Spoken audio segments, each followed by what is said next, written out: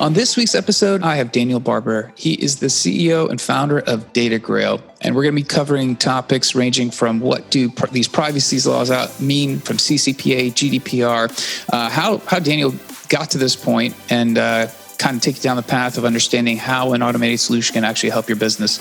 Daniel, thank you for being on the podcast. Yeah, Amir, pleasure. Glad we're able to find some time, and looking forward to the topics ahead. Absolutely. So I'd love to have the audience kind of hear about your background, how you got here, and then we'll kick it off from there. Yeah, so as many of you may pick up, I grew up in Australia. Try not to hold it against me, but spent time in the US, spent time in Europe, did my MBA in Japan, worked for a Japanese company for a period of time, moved to the Bay Area around 2010, 2011. And I was fortunate to work at a company called Responsus. We were sort of recently publicly traded, had a great run through that experience. The company was later acquired by Oracle. And my experience then went into data products, third-party applications. And really I've spent about 10 years now focused on go-to-market, so sales, marketing, customer success in either data products or third-party applications. And what I saw as I met my two co-founders at a company called Node.io was that businesses were using increasing amount of personal data, an increasing number of systems to manage that personal data to sort of operate their business. And that, as we sort of went into 2018, it was very clear privacy reforms like the GDPR were going to be very difficult for businesses to, achieve compliance. And the idea of sustaining compliance or continuous compliance was practically impossible. And so this culminated in the formation of DataGrail in sort of the early 2018. And we've had a very successful run over the last sort of coming up 2 years now, bringing on some amazing B2B brands and amazing B2C brands, folks like Intercom and Okta and Overstock.com and Restoration Hardware, and a number of leading brands to manage their privacy program for continuous compliance. Awesome. So I guess we touched on, privacy laws are coming into play. I know if you're on any website these days, you see the do not sell my data. I don't know how many people actually click into it or know what that actually means. So maybe help us understand at a baseline, CCPA, GDPR, these acronyms and privacy law. What do those mean to people?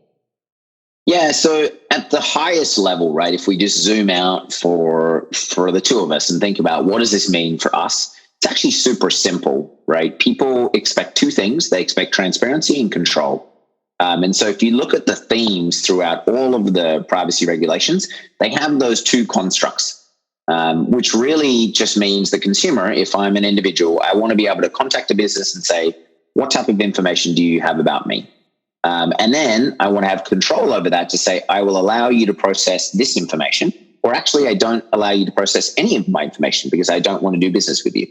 And so those two constructs, transparency and control, permeate all of the different privacy regulations that we see today. But there are nuances in the way that is constructed and then needs to be executed from a privacy compliance standpoint. Gartner kind of said it best. If you look at today's regulations and you look at the population on the planet that have data protection, we're roughly at about 10%, right? So 2020, about 10% of the world's population have data protection. So it can exercise those two rights of transparency and control that I just described. However, if we look at by 2023, Gartner expects that number will go to 65%.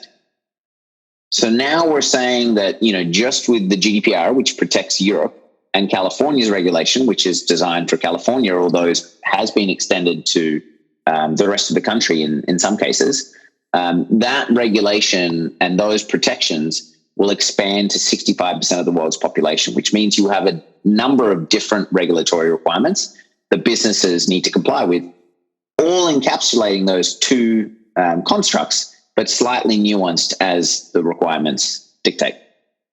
So I guess when we're talking about, I want control over my data, I don't want you to use my data, and I might have an issue with a particular company, or they might have had a data breach and I'm worried about it. I want them to get rid of it. What's a normal course of action that I could take? Just simply contacting them and hoping they're going to do that. And that's just, I got to trust the system. I got to trust they're going to take care of what they need to do and scrub my data from all the systems they have. Yeah, so that's a good question. So I spoke on NPR earlier in the year. We did a survey of 2,000 consumers across the United States. And what we found was that over 80% of them expect what you just described, right? Meaning that if someone has a data breach or you don't want a business to use your information in a certain way, you want control over your information.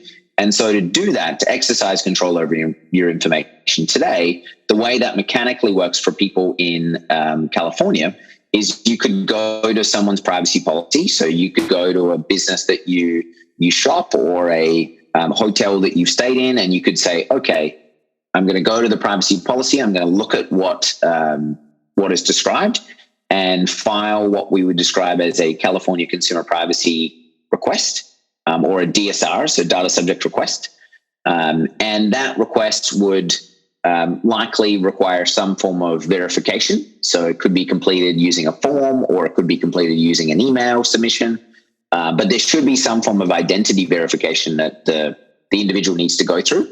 And then after that process, if you're looking to delete your information, so i.e. indicate to the business that you don't want them processing your information any further, the business would need to confirm confirmation within 45 days.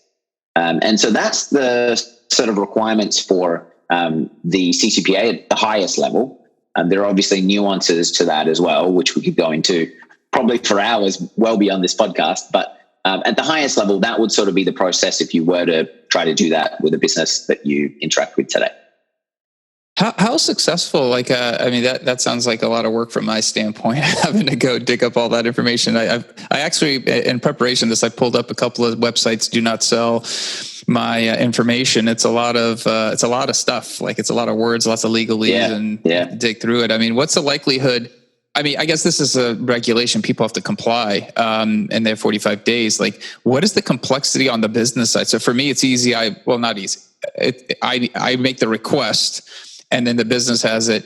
What happens once it's behind the scenes? Like, what's the moving parts to make sure that they comply, so that they're not going to get dinged with a fine from the state of California or another entity? It's really hard. So Amir, at the highest level, I would say like businesses were not prepared to do this, right? Businesses did not set up infrastructure to kind of complete this activity. We surveyed 300 privacy and security professionals last year in a cost of continuous compliance report. You can find that on our website. But that report found that 70% of the respondents said the systems they have in place today wouldn't scale with further regulations. So this is prior to CCPA going into effect. And what we found was also that one privacy request, so your submission to say, hey, I want to delete my information, or I want you to not sell my information, or I want to know what information you have about me, that request would go through on average 26 people before it was completed. Now, the likelihood of human error in that particular case is extremely high, and the operational load that's put on the business, especially during this period of digital transformation, is really hard. And this is largely because if you just step back and look at the business problem that we've created for ourselves, and many of the other folks you may have had on this show are creating fantastic technology solutions to increase XYZ whatever they're trying to sell. The problem is, though, is that increases the number of systems, which increases the number of places personal data may exist. So the two stats I would leave you with that kind of emphasize that point: on average today, an Okta customer, now Okta is used as a single sign-on platform. So when you join a company, if the company uses Okta, as a member of the marketing team, you would get access to, let's say, your 22 tools that you need. That might include Zoom, like the one that we're using right now. It might include Slack. It might include a whole bunch of other systems. The average Okta customer uses 88 applications today. Now, the thing is, if a company has been using Okta for 4 years, the average Okta customer of 4 years uses 190 applications. The 88 number has increased by 21% in the last 3 years.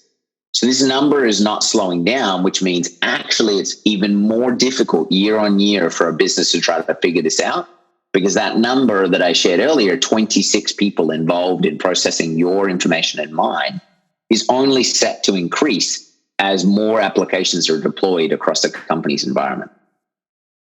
I was just thinking with all this talk about no code and there's tons of platforms to connect APIs to talk to each other. It's so easy to do. I wanted to set up a form. I wanted to do something else. So if somebody, you have my information as an example, and I had gone onto some company's website and I filled out some form somewhere, they might have forgotten about it because they captured it once and I made the request, and they're not going to realize that's through maybe some type form where they captured, my request of, signing up for a demo or something is still there.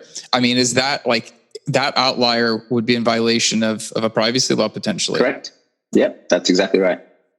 So the likelihood of human error when you have things operated manually like that, right, where you have potentially 26 people, and to use your example, right, the admin of Typeform perhaps is just not included in that process, right? Perhaps they bought the system after the organization did a mapping exercise. So if you just think about how you would do this mechanically without a system in place, you would have to have some form of inventory, right, of like all of the applications that you have across your organization.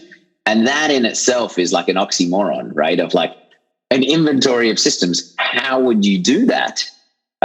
You have, obviously now I can go use a credit card and buy an application like Typeform right now and deploy it at DataGrail and start collecting your personal information on our website and notify no one.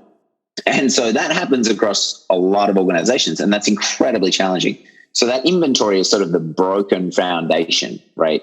So as a result, like, it's very likely that someone using the Typeform application is not even included in the DSR workflow to actually make that process be completed, right? So the entire piece is a challenging exercise for businesses. And it honestly won't slow down because there's more and more investment in more and more applications. Yeah, I was just thinking, like, just the sheer numbers that we're talking about, how many times marketing departments are like, hey, we're going to set up a landing page, we're going to test. Sometimes they might set up something quick and dirty, not even have a tool that they really were long-term going to use, but they captured information for X amount of time. And it's just a question of whose information's on there. And, obviously the likelihood of somebody requesting removal, I don't know what those percentages are, if people asking to have their data removed. But I mean, that seems like those outliers, like you were saying, vary those 26 touch points, having the inventory.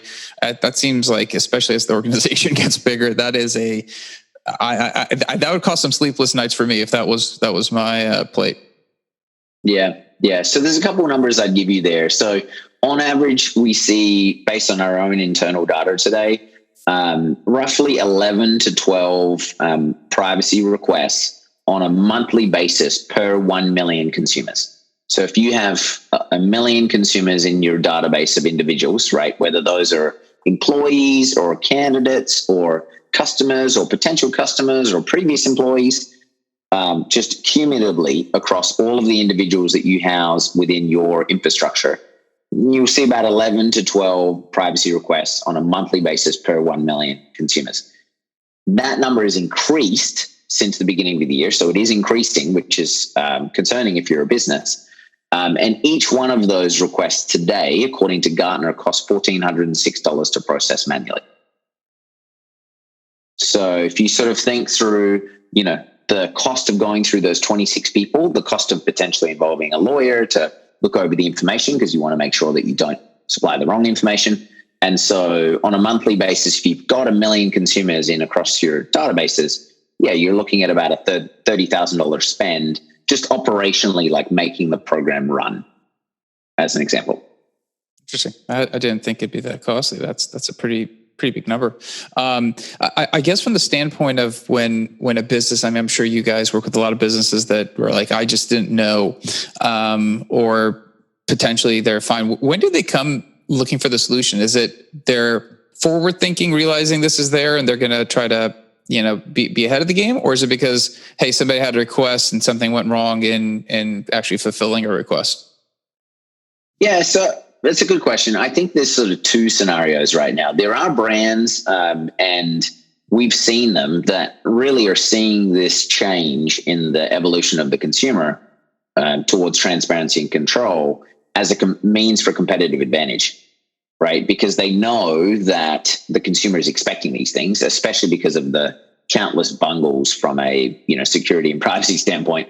At this point, most consumers are very aware that they want their data to be kept safe, and they want access to it if they request, and they want it deleted if they request. And so, you can see brands like Apple, for example, front and center advocating for privacy and using that as a method for sort of competitive advantage. And so I think that's common across brands that recognize this is an area that is sort of a socioeconomic trend towards transparency and control. Microsoft did the same, right? So if you look at their organization, you could honor California Consumer Privacy Act rights for just Californians. They came out and said, no, we're going to honor that across all of the United States. So clearly trying to advocate that this is, again, a competitive advantage. But the second bucket are, unfortunately, right, businesses that may receive a privacy request and are now concerned about how they manage that, or are trying to ensure they have the right sort of controls in place to, show compliance if they need to. So I would say there's sort of two buckets today. It's a challenging exercise for businesses. This is a new frontier around how to actually manage consumer privacy. So the expectation that everyone will be in the first bucket is probably not fair. But, I think you'll see over the next 18, 24 months, businesses really start to change in that area, especially as, most people are working from home or operating their business in some capacity more online than they were before, which will just force that transformation. Interesting. Yeah. And actually, I'm assuming people are working from home, they're working in silos, and maybe they run with more ideas on their own, which might create more gaps in the process because we're just missing some of the physical controls of having people in one place. I guess from the standpoint, I'm curious, from the reason I know you set out to create DataGrail to obviously target this. From the standpoint of your solution when it comes into play, I was curious, the 26 touch points, what happens to that? In terms of automating, because obviously you have a ton of different systems we're talking about touching. How does something like an automated solution like a DataGrail come in and help eliminate some of those gaps that manually couldn't otherwise be addressed? Yeah, so at a high level, right, an alternative to DataGrail, if you were just to use nothing, you could keep a list of systems in a spreadsheet, right, that the organization uses. So if you're small enough, a spreadsheet of the systems, if you're less than 100 employees or maybe 30 employees or less, right, that might be sufficient. If you don't operate a very online business, you're more of an offline business, you probably could manage your list of systems in a spreadsheet, and you could have an inbox for privacy that would satisfy the requirement of being able to receive at least messages. But at a certain point, right, you sort of lose track of the systems that are in place. Your example earlier of a form being set up on the marketing website, that happens as soon as you get to a threshold where you can't keep track of everything. And then you have this kind of shadow IT that happens, right? Functions like deploy Slack and don't tell anyone. Yeah. Or they buy something else and they don't tell anyone. And so, in this circumstance, then you need something that is automatically detecting when there are new systems in place. So that's where, DataGrail would come in and actually create this concept of a live data map. So as opposed to sort of a spreadsheet, the platform would actually automatically detect when new systems are added to the environment. And through that, we now have over 300 pre-built integrations with all of the most common applications you would think of, as well as internal tools that we have sort of a no-code onboarding approach. And that allows the company to be able to process a request in minutes. And most importantly, those 26 people that were part of the program before, that's reduced to 1. So that happens because let's say you were the owner of HubSpot, right? you connect your HubSpot application to DataGrail as the admin of HubSpot, and then you are no longer involved in the privacy process anymore. So you can imagine the admins of all of these different applications, they are quite pragmatic in their advocacy for a platform that removes their involvement in privacy. Yeah, I mean, HubSpot, yeah, we actually use HubSpot. And the one thing I could tell you is if I had to go find somebody in there and delete it, it's not hard. But the problem is it doesn't stop there. I'd have to, like you said, carry that through. So the fact that I was just thinking through the process of, all right, you don't have a solution, put a spreadsheet. And I was just thinking through how many different systems, and we're not a massive company, we would actually have listed through. And I was like, oh man, I'd have to probably spend at least the 5-10 minutes to go, search for the person, make sure I delete them, and then keep doing it. Like that's a nightmare. So I understand the cost and the chance of, I think we probably set up a couple of landing pages that I can't even remember logins to the websites. But if I was tracking it, I guess, if I'm small enough on the spreadsheet, but if I'm big enough on something like DataGrail, then at least when I get the request, I'm assuming I click a button, hopefully, and it's not relying on my sheer recollection of. It would retrieve all of the data across all of those applications. Interesting. As well as new fields, right? Because this is where the holes really start to appear. You don't remember that you created a new field in HubSpot that tracks like the phone number or their Twitter handle or other personal information that might be related to that individual. And so that information, especially in an access request, needs to be shared, right? Because you have collected it. And so continually updating that schema, so the structure of all of the different data that exists within a system, that needs to be continually updated because, obviously you're creating custom fields in HubSpot or Salesforce or whatever the tool may be that you're using to kind of keep track of all of your individuals. I guess an interesting scenario, and I don't know how often this comes up, but the case where you're a single company, you have multiple brands, and I'm interacting with those different brands. What happens to a request where I want to be removed and then not realizing that the same company has a different brand tomorrow, next week, I end up, buying something, signing up for something. Does that original request hold for the new data coming in perpetuity, or is it just at a time point in time where it's like at this time you no longer can have that person's information? Yeah, so that's a really good question. This is where the nuances get difficult, right? So if you have parent subsidiaries, right? So this that deletion is at that point in time, right? But what often happens, and we've seen this with, future customers coming on, and this is where you can get yourself into real sort of deep trouble. If you have a deletion request and then someone's information is reinserted, right? So unintentionally, without their consent, right? So they haven't said you can track my information again. And just miraculously now you're inserted into, let's say, the CRM. And this will happen from, employees in the sales department, for example, that just, unwillingly don't understand or are not aware that because, you would have to maintain all the individuals that have had their information deleted and maybe hash the information effectively. So you're not actually keeping their information on file, if that makes sense, and maintain that they're not getting reinserted in other applications without their consent. So that creates its own set of problems. That seems like a nightmare. I'm just thinking through that, and I'm sure like somebody's gonna without that suppression list, as you're mentioning, like that's an easy, especially if you have subsidiaries or a sister brand in a company, and all of a sudden you're back to marketing inadvertently. That just seems like it could. So that seems like it's you step in something without even realizing it's a scenario when it comes to privacy, I'm assuming. Yep. Unknowingly, companies will do that. It has happened.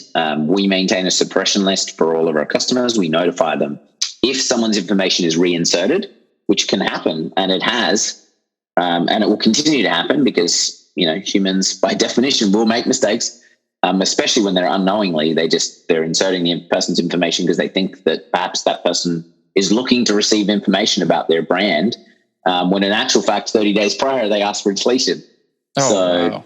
Yeah. Wow. I actually was thinking on a tangent that I get all these letters from companies, to opt out of ads, and you got to, check the box, put it back in the mailbox, which is really a pain. And I haven't still figured out how to get rid of that. I'm like, geez, could they not simply just, add on to the CCPA, just a little, footnote saying it includes anything you send in the mail, not just digital. And that'd be awesome. Not that it probably will happen, but that'd be the coolest thing. Yeah, I mean, look, it happens across all channels, right? So direct mail and email. In the survey that we did of the 2,000 consumers, we found that 62% of them, they would unsubscribe to an email and then you get another email. And this is because the systems are actually not connected and there's no universal sense of consent across applications, right? So HubSpot will send emails for HubSpot. And if you unsubscribe from HubSpot, that's great. But if the customer service team are using SurveyMonkey, they may survey that same consumer and ask about what their experience was after they just unsubscribed from the HubSpot email. So DataGrail addresses that too, because this consent and preferences problem permeates through all applications that communicate with a consumer. And, transparently, it's a big part of why people submit privacy requests in the first place, right? They clicked unsubscribe and then it just didn't work. They got another email, a survey, and they're like, okay, at this point, you need to delete my information. I can't seem to unsubscribe from your company. So that workflow, we address that as well. Wow. Yeah, that's actually interesting. So I think for the most part, that's happened to everyone. I guess I just I hit the spam button in Gmail and I'm hoping it's gone, and somehow something else crops up and you just delete it. And I really hadn't clicked. Oh, maybe I actually need to go find that privacy law and tell them to delete all the information. So I just kill it at the root cause. I mean, I know they did the do not call list a couple of years ago, and that worked seemingly fine. And then now I get, regardless of how often I register, I'm still getting spam calls, which it's kind of like there is no second, there's no other means of action to that. At least with deleting information, it seems like a finality in the process of dealing with a particular company. Correct. Yeah, I mean, and that's the thing that I described, right? 80% of consumers want control. So you want to be able to say, hey, I don't want the spam call, thank you, and I want you to delete my information, and then it's done, right? You won't hear from that company again. And that, again, that's a change, right? So socioeconomic change of just now the sheer number of calls you're getting on your phone, the direct mail you get for perhaps insurance offers or, rental properties that you're not looking to rent. This type of information is sort of overloading the consumer. And so that's sort of why we're here. But mechanically actually stopping that is very challenging for businesses. And that's kind of why we exist. Would they ever extend outside of the digital footprint? I'm not that you have to share it, but I was just curious because it sounds like it's a simple, conceptually simple to extend somebody's, data footprint now that you're seeing all the systems to go, hey, do not call this person. There's a suppression list. Don't get yourself in trouble. Yeah, so I mean, we do that today. We actually have a number of retail brands that they have direct mail catalog services that they use, and so if someone does submit a do not sell request, they are not allowed to now pass that information to other catalog providers. Which historically that was a huge business, right? Data brokers would sit in the middle between two catalog services and essentially make profit margins between transferring your information and my information between catalogs. This whole area, right, is a technology problem. And that's why, myself and my two co-founders, we don't actually come from a privacy background or a security background or a legal background. Rather, we come from the background of the applications themselves, because it's that understanding is fairly unique at this point. And I think the sort of existing providers that tried to address this market, you see a lot of people come from either, a legal background, or some form of consulting background. But the challenge is that actually understanding the nuances of how these interconnections between applications exist, that's the sort of problem at its sort of root cause. Yeah, and I guess just a side question to that, and I always find it interesting when I talk to founders. When was the aha moment of oh smokes, I think we just stumbled upon a problem that we can actually maybe scale into business. When did that happen for you or for the three of you, I guess? Yeah, I would say, so it's a good question. I would say there are a few points. One, we launched pretty naively on Product Hunt May 25th, 2018, looking to address GDPR and challenges with GDPR. And frankly speaking, we didn't know how much traction we were going to get from that. And there was sort of a first point of, oh, actually, this is quite challenging for people. We didn't really do any promotion, but still we saw a lot of people trying to interact with the application. And then I'd say, within the first 4 to 5 months, we saw, multi-billion-dollar technology companies coming to us asking for help. And I think at that point, it was very clear that, a company that has 300, 500 software engineers that could easily build DataGrail on its own is asking for help from a 3-person company. There's a problem there. And so at that junction, going into 2019, we very much knew that this was a market and the existing providers were just not satisfying or providing a cohesive solution, which was further sort of validated in our research that we got back from the 300 privacy and security professionals, and just, whatever they have bought hasn't worked. And maybe they put in place without a system itself, that's not working either. So there was sort of like a few steps of just validation that, yes, this is a market. Yes, we're addressing the right problem. And yes, the existing solutions are not actually solving the problem.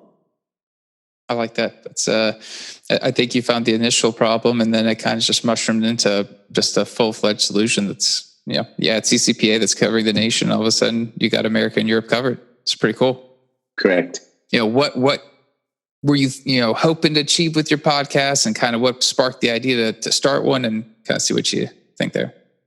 Yeah. So, so this is a super sneak peek. So anyone that's listening to this point is going to hear first that, yes, we are launching a podcast at DataGrail called Grailcast.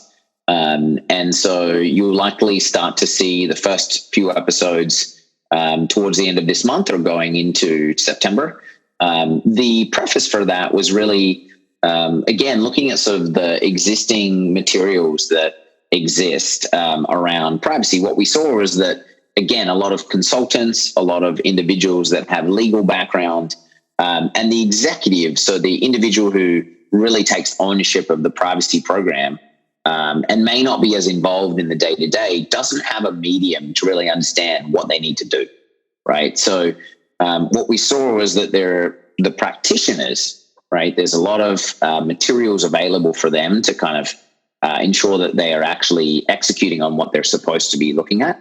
But understanding it at the executive level, if you are leading security or leading legal or leading IT or leading compliance, what is it at a high level you should be aware of from a privacy standpoint?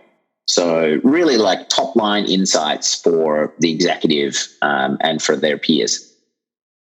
Sounds pretty interesting. I mean, this is a very gray area type of subject where there's so many different permutations of examples, and I think people who are doing it, like you said, the consultants have a great bird's eye view, but everyone else is trying to just absorb and understand and be compliant. I think that's going to be an amazing podcast. Good for you guys. No, we're excited about it, and I've enjoyed this one, and thank you for the invitation, Amir. Absolutely. Thanks for being on. I appreciate your time. If somebody does want to reach out to you, is there a preferred avenue? Is LinkedIn, Twitter? Is there anything you prefer somebody to reach out? Yeah, so I am on the white pages of the internet, otherwise known as LinkedIn. So if you just search my name, Daniel Barber, you'll find me there. I am on Twitter as well. So if you search Gaijin Dan, so a little funny story. That is foreigner, so foreign person in Japanese. Oh, okay.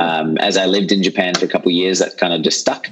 And if you want to contact me by email, I am giving you my consent. So you can send me an email at daniel@datagrail.io. Awesome. And we'll get all that posted with the show notes so that somebody could reach out with any follow-up questions. And everyone keep an eye on the Grailcast that will be launching soon. And thanks for everyone listening to this episode of the Data Trek. I appreciate your time. Please leave a review if you like the podcast on your favorite medium that you're listening to this on. And also, let me know if there's another question, topic that we should be covering in a future episode. But thank you very much.